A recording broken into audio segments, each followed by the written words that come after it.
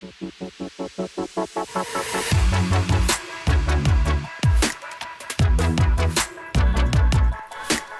everybody, happy new year, welcome back to the channel. And yeah, it's 2025, hopefully a better year for me for YouTube. Last year I only did 2 videos, but hopefully this year will be a better year.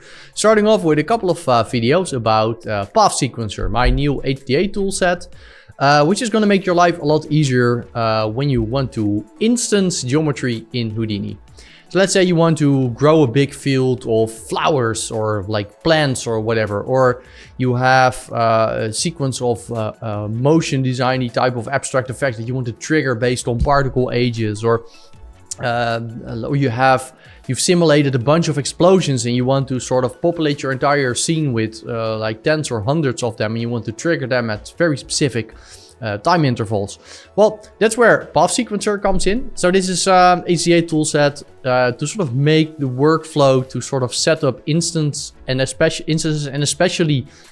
instances of sequences. So you have a BGO sequence, or you have like an alembic that you want to instance, or you have geometry in your scene, which has animation in it, and you want to have precise control over sort of when the animation starts, when it ends, if it loops, if it should sort of ping pong back and forth, stuff like that.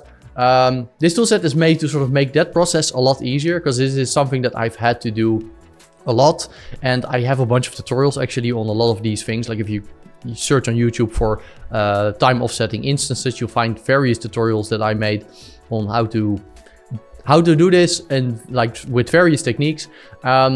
And recently I just decided to wrap this all up in a tool set of HDAs. So it's not just a single HDA, it's an entire package of HDAs that's made to work together. So one sets up the instancing, and then there's a bunch of other nodes that sort of drive the time offsets and stuff like that. So yeah, I'm quite excited with this. I've used and tested it in various productions already. I'm sure there are still bugs, but you can report those if you run into them. Yeah, so like I'm technically releasing this as a sort of a beta version. I will continue to make updates. It will be available on Patreon and Gumroad. So on Patreon it'll be in the lower tier. On Gumroad it'll be a little bit pricier, but on Gumroad, if you just pay it, you'll just get the updates. And Patreon, of course, you have to keep subscribed to download updates later. So that's the way it is. But yeah, without further ado, I think it's best if I just show you the HDA toolset. I'm really happy with it. It's making my, like, I already couldn't live without this anymore, because like a lot of stuff that I just would set up from scratch every time, I can now just drop down this HDA. One thing to point out, the HDAs are full HDA, so they will work with Houdini effects. The demo files are Houdini Indie. This is because my FX license expired and I'm back on Indie, but I've already made the HDAs and I can update them from Indie while keeping the HDA format. So the example files will be in Houdini Indie format, but the full HDA will be in HDA. So you'll be able to use it in, you should be able to use it in FX. Yeah, without further ado, let's have a look at the plugin. All right, so we have a field of flowers here. Field of growing flowers. And I can see I can scrub through it. And now you might be like, all right, that's cool. It's just a cached out field of flowers. It's actually not. Let me go in here. We can actually, let me have a look at the proxies here. I can actually scrub through this. You can see this is being instanced in real time. I can change the amount. I can scrub through it. And here it's sort of instancing BGOs, and then for the rendered sequence, I'm actually instancing Redshift proxies. You can see I can go in here. We can have a look, and it works completely fine. And again, these are just, I can go in close. They're not the most detailed flowers, but you can see there's decent amount of, there's opacity maps and everything in there. I can go in here, I can grab a curve, you can move curve around. Oh, actually move it around. Let me grab the actual correct tool for it. So I can grab the curve, so I can sort of change where I want my flowers to grow.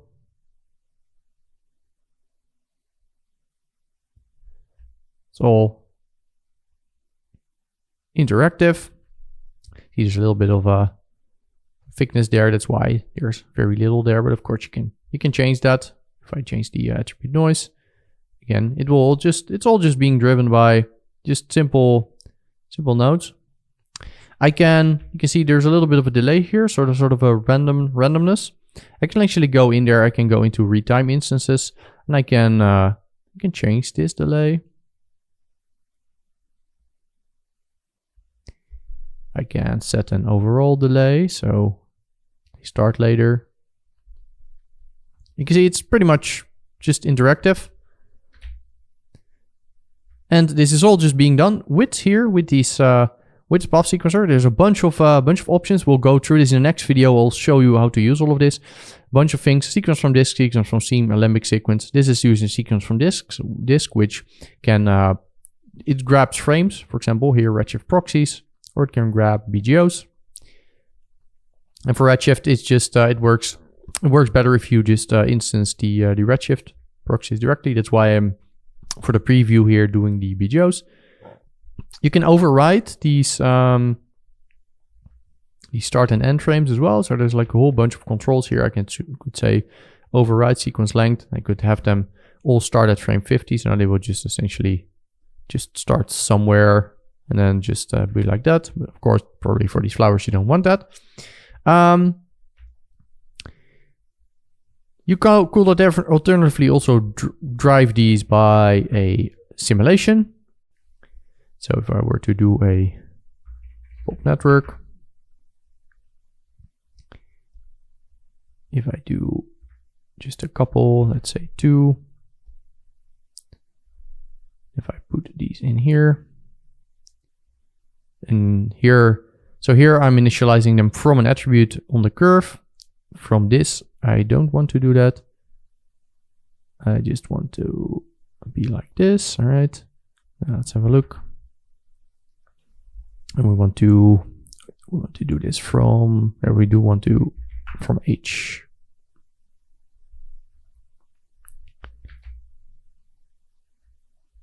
Let's add a couple more points.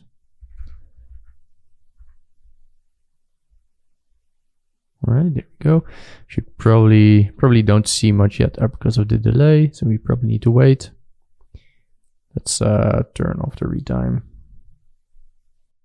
It's because there was still a delay on here. So let's remove the delay. All right, there we go. And you can see we can drive it with particle simulation. Now we just have these particles being spawned in.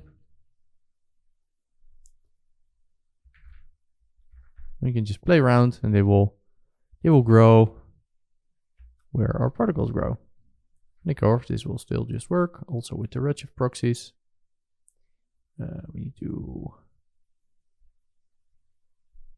go a little bit further in. Let's have a look. Let's move our camera actually to the correct spot. And let's have a look. Oh yeah, we should also go in here, override, and remove the delay. All right, there we go. You can see this all just works. And you can go pretty crazy with this. Let me put this back to my curve. Let's do the delay.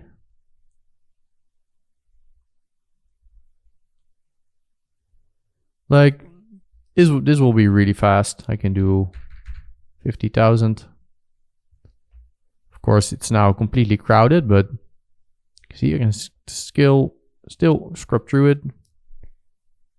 Let me position my camera correctly.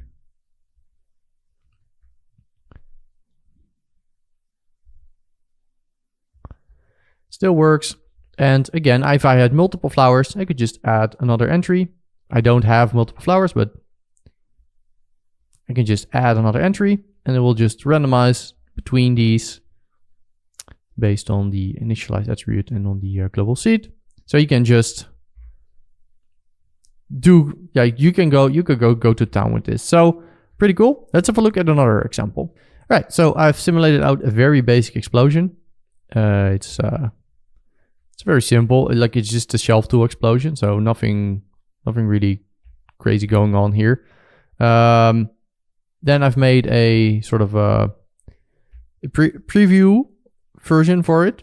Because again, if you have an explosion like this might not be the heaviest explosion, but if you're gonna do real explosions, they're gonna be heavy. And if you're gonna instance a lot and you wanna time them in a viewport, it's probably a good idea to set up some proxies for it. So that's what I'm doing here, just points from volume, and you get, and then adding the color on there.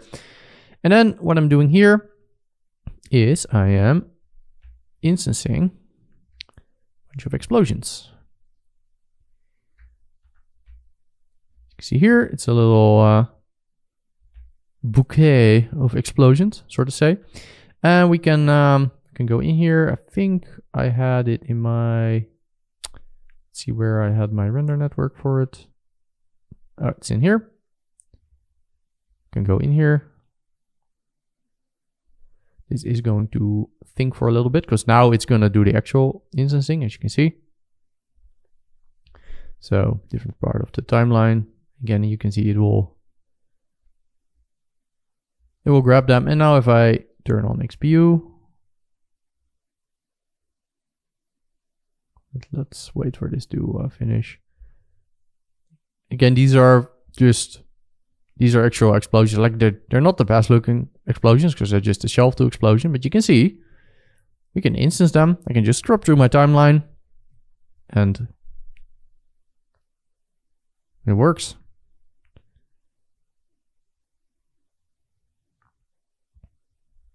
So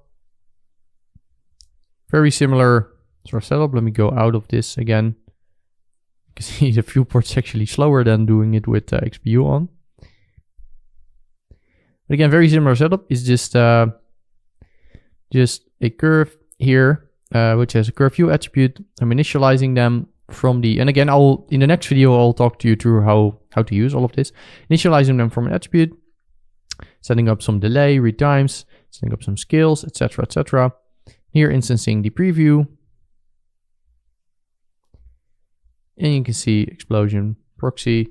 I think for this one, I only have one. But let's say if I do, let's do another variation of an explosion just to show. So let me, I guess, just do a, I don't know, let's do an offset here. Number of trailings, 133, whatever. Let's do version 2. Let's save it out. All right, so I've saved them out. I can now go in here. I can add an extra entry. You can see them disappear for now because there's not there, but explosion proxy v2. Right, now you can see I can mix between these things. And actually the way that sort of all of this instancing works is through path attributes. That's why it's called PathSequencer. But you can see actually there's v1 and v2 being instanced. Of course, if we do the same on here, not the proxy, just the explosion. And the same instancing will happen on this one and on this one. So if you put the proxy in here, then the other one in here, it will all match up. And of course, we could still go now in Solaris and render this, and it would all work. So another cool example of stuff you could do with PathSequencer. Let's have a look at another example. So this is going to be a little bit of a simpler example, just a more MoGraphy thing. Again, this is literally a thing I put together in like 10 minutes while I was sort of recording this, because I thought this would be a good example as well. It's a very simple example. It's just a couple of things being emitted, and then they trigger an animation. So this is literally just here, there's some particles flying out, and then stuff being instanced. So what I'm just doing here is, here are a couple of just simple rigid body simulations of just stuff flying out. You can see I'm saving these out now to Alembics. The reason why is because the tool has several ways of instancing. Before we were using the sequence from scene. It has, you can see some of the descriptions here. There's also a help file, by the way, that's still being worked on. So for some reason, it's not loading right now. But there is a help file, which should load But yeah, so this one allows instancing animated geometry directly from disk. Specify an input-output frame on your timeline. The method is sequence from disk. Yeah, allows for instancing disk-based geometry sequences, BGO or VDB.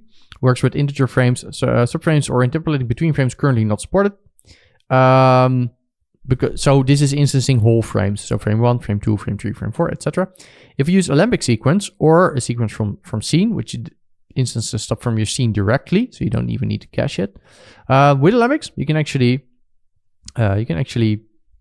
sort of have slow motion effects if you wanted to. So like if we have a retime instances, I could really slow some down. You can see some would really go in slow motion. So it's another cool little demo. Pretty neat. So very simple. You can see it just works here. You just have a bunch of Alembics. You can just set up a whole bunch of things and it'll instance it. Pretty neat. So here in the basics, some other examples. Again, next videos we'll dive into how all of this works. But here's another example. Let's have a look which one would be a good first one to have a look at. Yeah, for example here. Yeah, so we can also instance from our scene. So here we have a capybara, which is a capybara test geometry, which is sort of walking around. And here in this one, you can see I'm actually dragging it directly from my scene, and it will instance. It will just sort of spawn in here. And again, and this is because it's spawning in. So if I set hold first frame, it will just be frozen in place until they start playing. And again, I can retime this. You see, I get a whole. You see this. This does have a little bit of slowdown. So depending on how we instance, we can make it faster or slower. Here we can see we're doing it with a BGO sequence. BGO sequence will generally be a lot faster.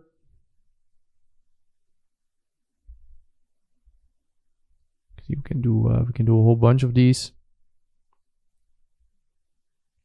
pretty quick, and we can also do Alembic. Copy.abc.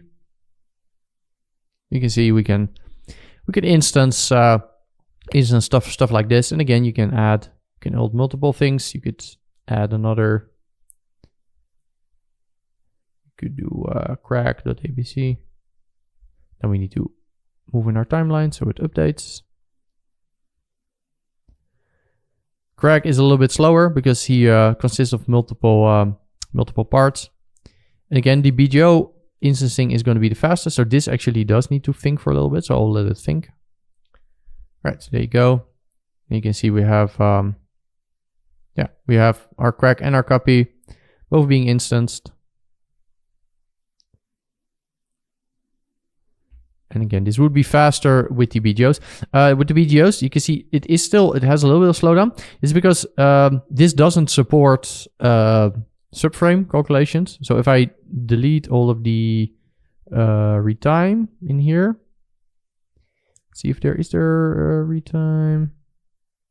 No, I don't think there's any retime. Okay, now it's fast. All right, so you can see I can just move through it. With this one, if let's say I add crack as well. Geo. Where do I have it? Crack, there we go. Still, crack does make it a little bit slower because he's a little bit of a chunky boy. You can see whole bunch of things being instanced here, and I could easily crank this up. Going to think for a little bit. There you go. Works pretty well. Some other things you can do with this tool. So it doesn't only do sequences. It's also useful for static geometry. So initializing attributes. Here, retime instances, you really need it. So here, geosequence. So static from folder. So you can see they're actually rotating, but that's because we have an orient instances here, which sort of adds a little bit of an animation to it. Same with the scale. This will scale them. Let me remove those for now. Let me keep the scale. Use ramp over live, turn it off. All right. So this will now grab a bunch of randomly generated geometry. So these are being generated with just a bunch of wedges. So I actually have, if I look in this thing, you can see I have 100 wedges in separate folders. And these, so this is like, let's say you have a setup where you generate like 100 buildings or whatever. You want to randomly distribute them in a scene. You can just point this to a folder, and if you put search nested, it will also search in the nested folders, which in this case my wedges are set up in these folders, and then in these wedge folders there's only one. But if there were multiple, it would just find multiples there, and it will just instance it like this. And yeah, so it will. You can see you can just do it like that. I can. If I do, let's say, another folder that doesn't have wedges, let's say I do scatter geo. Let's say here I have pig, shadable, and squab, and an extra folder with a couple more. If I, let's say I do scatter geo and I just select this, you see it will select all of the folders, including subfolders. If I turn off search nested, it will just do the tree. And I can initialize attribute. I can change the seed attribute for the seed, stuff like that. There's a couple of other cool things you can do. I will show you this more in the actual tutorial video for it. But these will get an index. Should be a TVH index. You can see TVH index. So each will get an individual index for the index for which instance that I'm going to use. Let's say I have a look here at this one. Let's say I want to delete it, need non-select. Let's have a look at which index is index 3. I can actually do in the scales per index. So I can scale them randomly with this thing. But if I go into scales per index, and I have to have a look at how many indexes do I have. I have 4. That's a max, 4 index. All right, let's put 4. And I'm gonna go in here. So I get, I put it in the wrong thing. All right, there we go. All right, so now I have 4 instances, and it was, I think it was it 3, right? Yeah.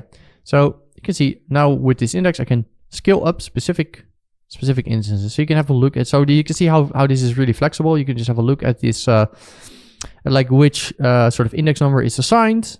And then you can scale them like that.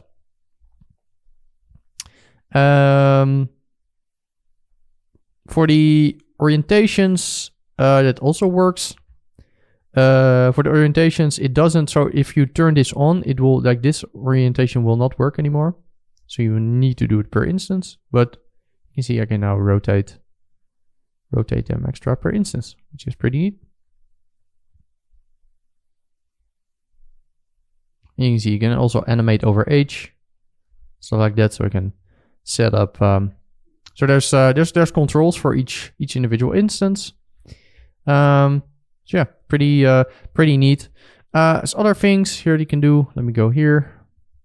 Again, it's just an overview. I'll explain in the next video how to do everything in depth when you set it up. Let me reduce the scattering on this for a little bit. All right, let's just do a couple. Right. So I have crack and copy. What am I doing here? Let's have a look. All right. Yeah. So here I have everything. I have crack and copy. Here I have a string replace. This will allows me to search in my string. So init find, so it's going to look at my instance file attribute, which is the thing that's going to be generated here. You can see here, output instance geo, instance file. String replace will allow you to go into this instance file. We'll have a look at it. You can replace the string and then update instances. You can update these after the fact. I'll need to move. Right, there you go. So now all of the copies will be updated with crack. So that's another sort of cool thing you can do. Let's have a look at one more example. All right, so here's actually another cool thing you can do, which is assigning sprites and stuff like that. So here's just one example of it. Let me hide the other particles. Here you can see I have some. Let me remove this thing. You see I have some animated sprites being textured on here. This is actually a thing. So it's actually like these little things. There's a couple of them. So they're being driven by particles. And we have control over sort of the offsets and everything. So I worked on a show where I needed to do a sort of a more 2D type of effect. And I drew this. And this is actually how I started building this tool. Just because I needed to do something like this. And then later I started building it out and actually also made it work for geometry.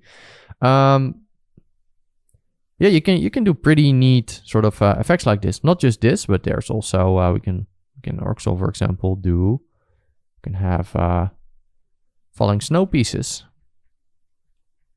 So falling snow, we can have them, instead of just doing like this, we can also have them point to the camera. Okay, I need to remove the orient there. So you can also just have them point to the camera. Go like this, and then we have so you can do like a more 2D type of snow effect, as you can see here. And these are all being assigned just with a just looking at the folder. There's a whole bunch of sprites in here, and it just automatically assigns them.